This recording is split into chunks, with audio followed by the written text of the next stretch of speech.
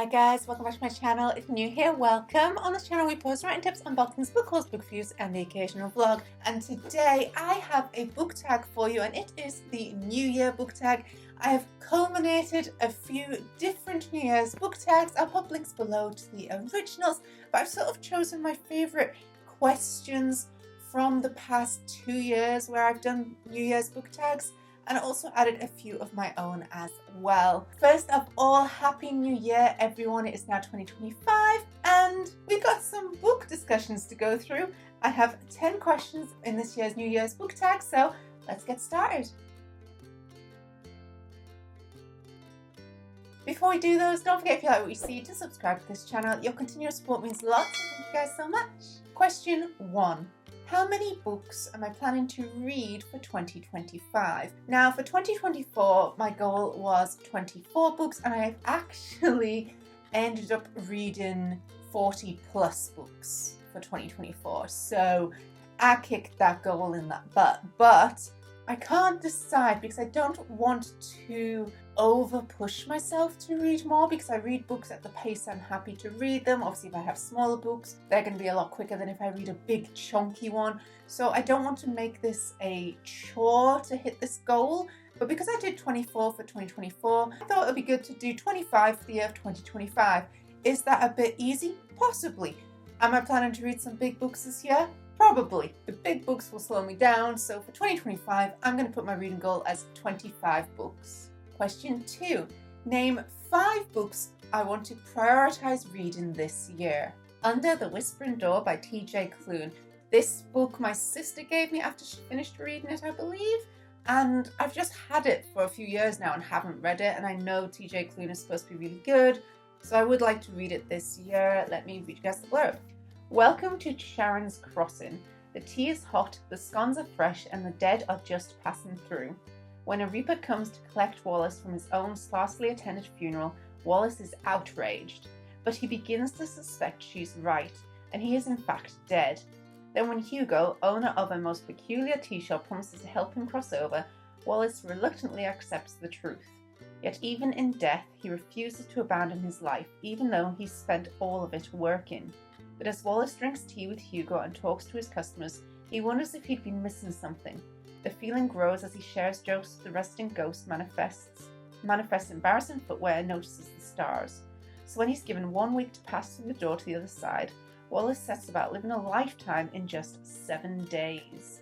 I need to read this. The second book I would like to definitely read this year is Mrs. England by Stacey Halls. This one, look how gorgeous that is. And oh, look at the inside.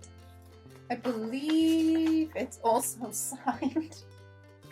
This book, I haven't actually read any Stacey Halls before. I have The Familiars and The Foundling on that shelf ready to read. I know this definitely isn't part of a series, and my mom's read it recently and said she loved it. I bought this so long ago because I was just attracted. It was when sprayed edges first became a thing, guys, okay?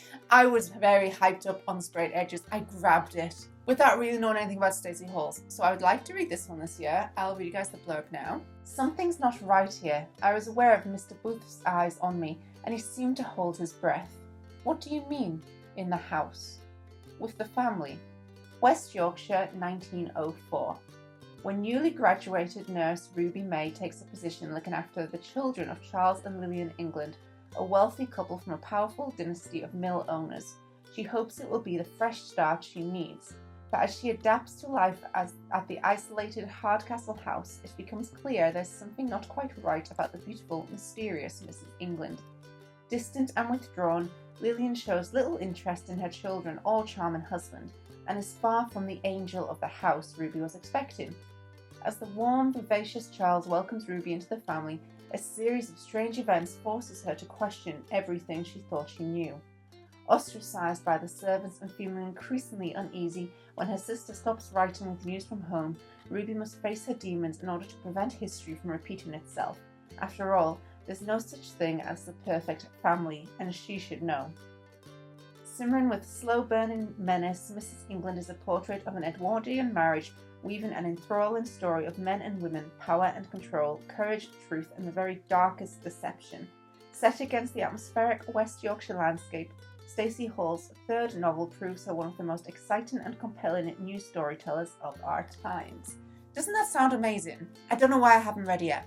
So that's the second one that I really want to read in 2025.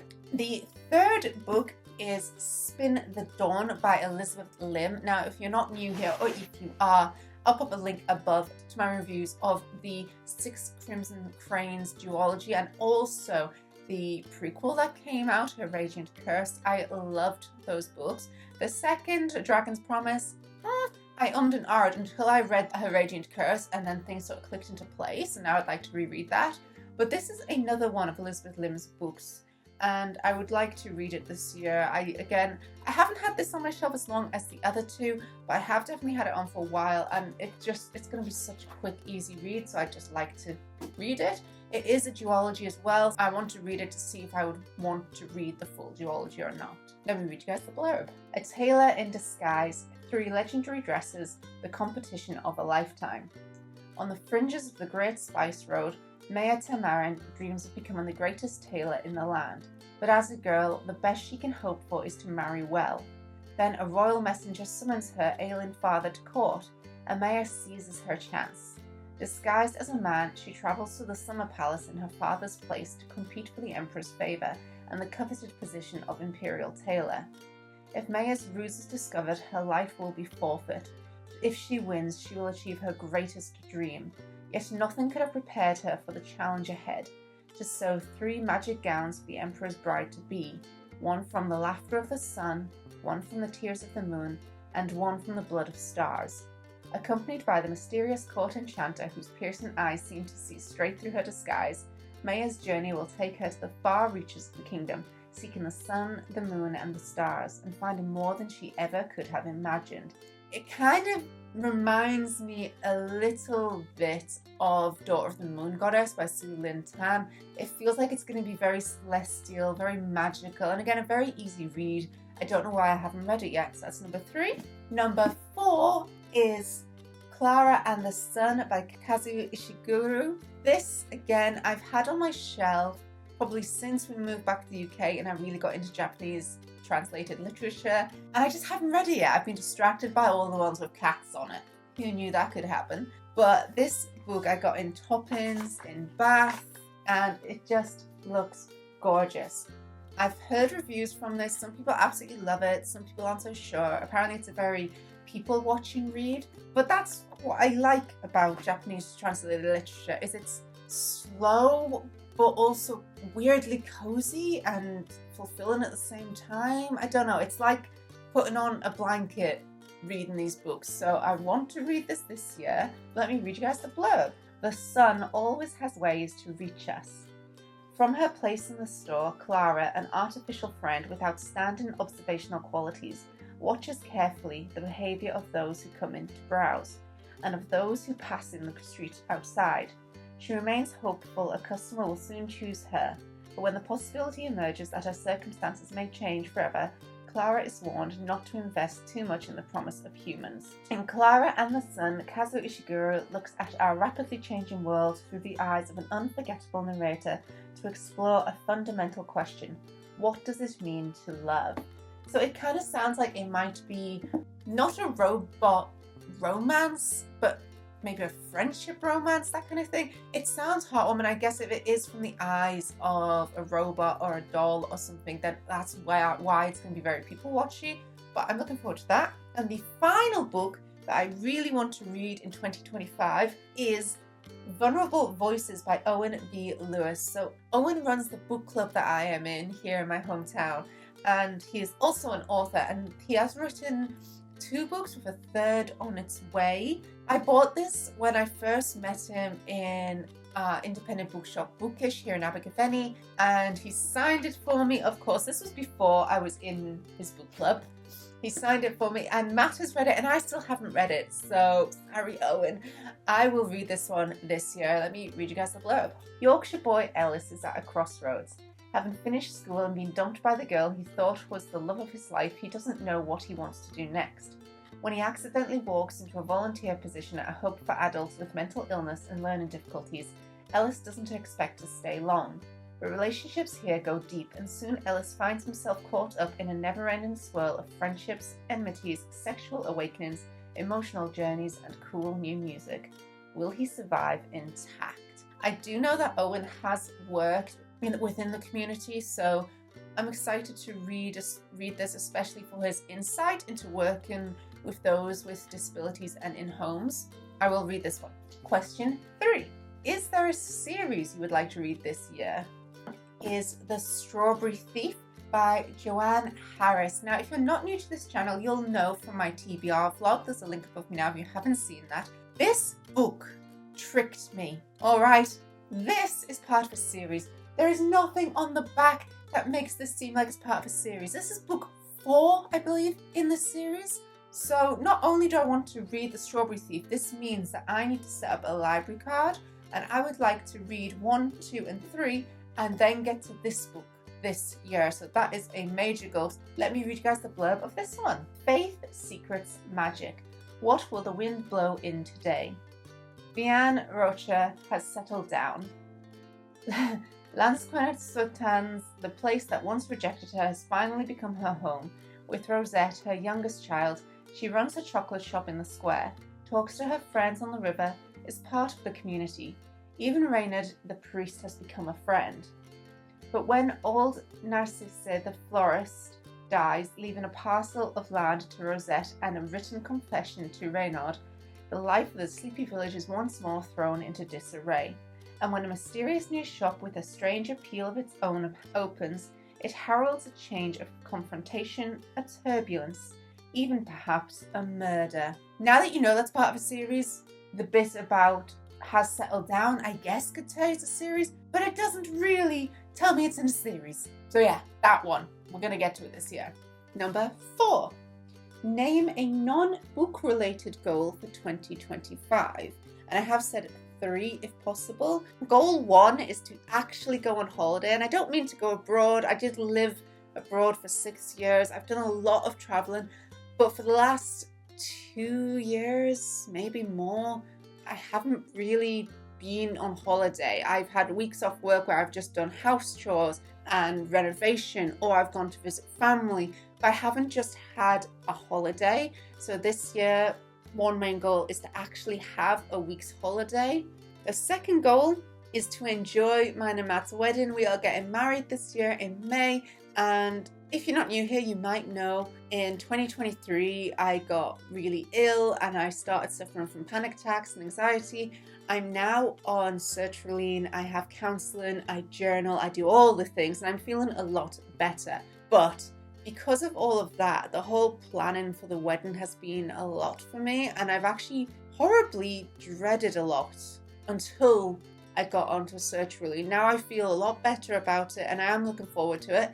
But my main goal is just to enjoy the day and to let whatever happens, happens, and to not let Farquaad, as I call my anxiety, take over on me. Like, if Farquaad needs to Farquaad, I'm going to let him do it, but not let it destroy me and ruin the day for me and Matt. So that is a major goal, is just to enjoy that. And I'm enjoying the planning process now, finally, so it's on the up. And the final goal is I would love to release an EP for Wooden Elephants, which is mine and Matt's band. Last year in 2024, we released an EP which was Matt's. So for 2025, I'd like to release an EP for my pieces, and then we do already have a plan for another album. If you haven't listened to our first album, Strings and Hammers, I'll pop a link below to that. But our new album idea is that all the pieces are going to be based on books that we've read, and it's going to be based around the theme of the library. So I'm so excited to start composing those pieces, but I must finish and release this EP first. So I'd love to get that done. Question 5. Are there any new releases that you're excited for 2025? I mean, Wooden Elephant's new EP coming out. In terms of books, I have already pre-ordered Immortal by Sue Lynn Tan, which is a new series, and I'm so excited for that series. There is also a new book by Susan Collins. Going to get that pre-ordered. So excited. I'm actually thinking of buying that for my sister's birthday, so we might pre-order it for each other, as you do. Question 6. What will be my first read of 2025? Oh, it's a big one.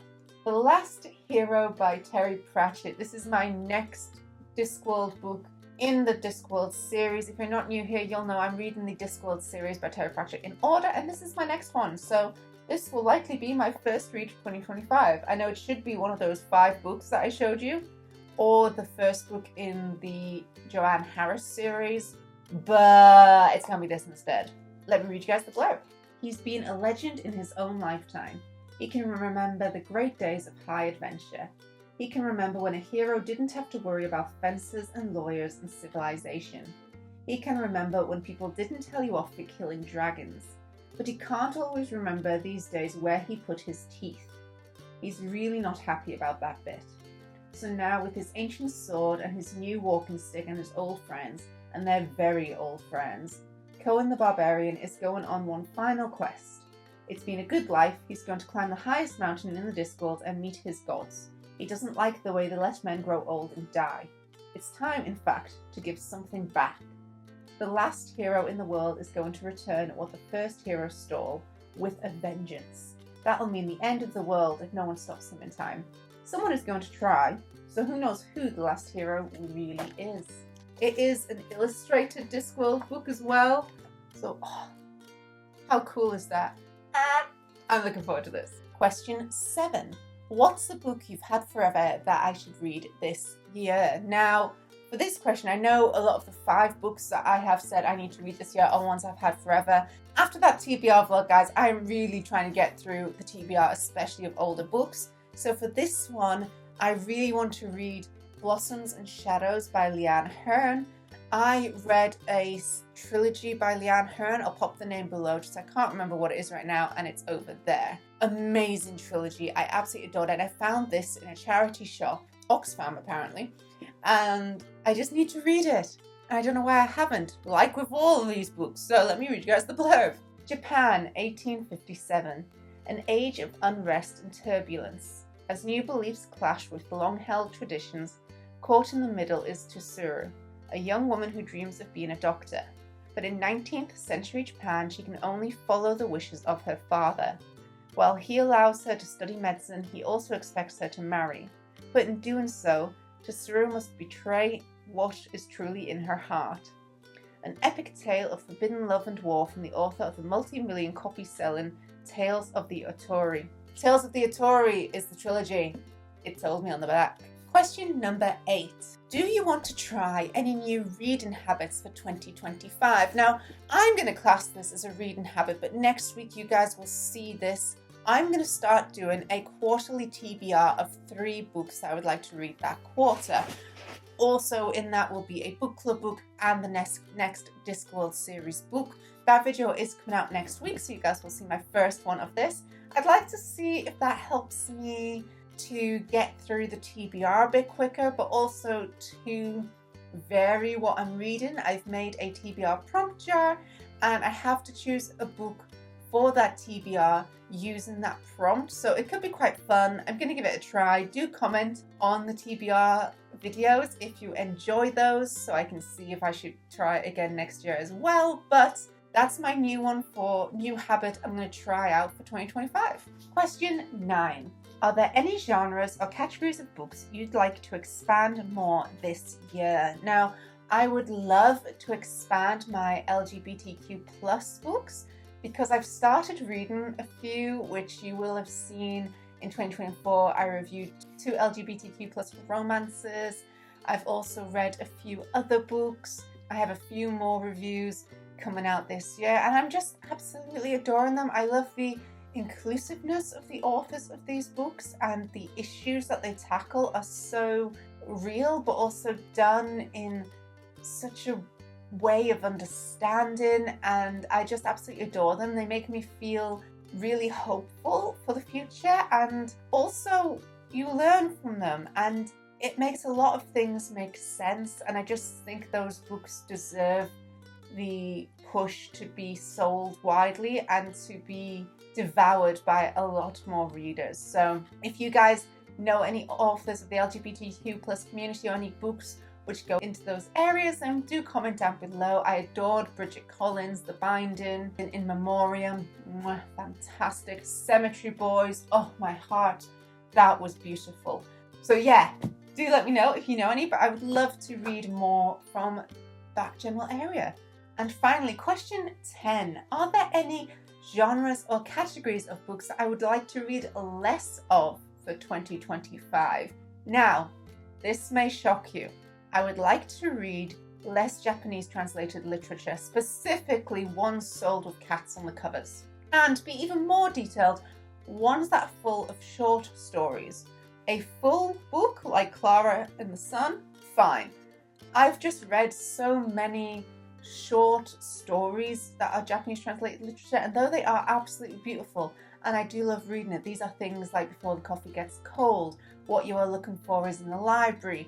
They are lovely books, but I've read quite a lot of them the past 2 years, and I think I just need a little break because they get a little bit samey. All of them are short stories looking at human nature and human recovery from trauma or from loss, and I don't know. I've got quite a few I still haven't read, so I don't need to add more to that collection. And that's it. Thank you guys so much for watching. I hope you enjoyed this video. If you would like to do this New Year's book tag, please do so. I tag all of you. I will put the questions below this video. I hope you all have a lovely start to 2025, and thank you guys for watching. If you like what you see, don't forget to subscribe to this channel. You can also follow me on Instagram, Facebook and Tumblr. I post my bookish pictures as well as my writing tips and unboxings on there. And thanks for watching, guys. Bye!